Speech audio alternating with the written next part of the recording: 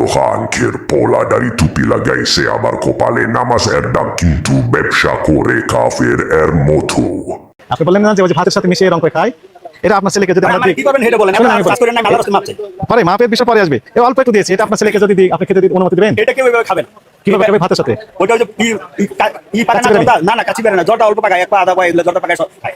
জর্দা পাকায় খায় মানুষ, মানে তাহলে ডাইরেক্ট পাতে দিলে কোনোদিন পোলাও এই রং দেন, তাহলে কার সাথে দেয়? ওই জর্দা পাকায়। ওটা তো খাওয়ার জন্য। জর্দাকে বলা হয় জর্দা ভাত। জর্দা ভাত, জি জি ঠিক তো। জর্দা ভাত, হ্যাঁ, একটু রঙিন ভাত।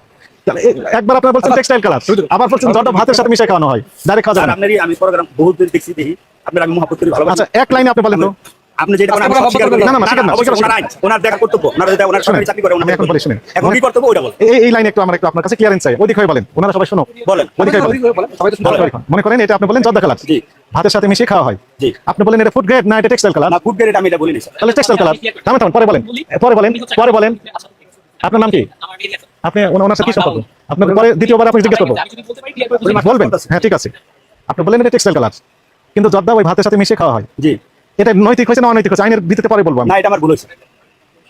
ভুল হয়েছে? জি। সত্যি বলছেন? এমনি চাপে পড়ে না বলছেন? না আমি সত্যি বলছি।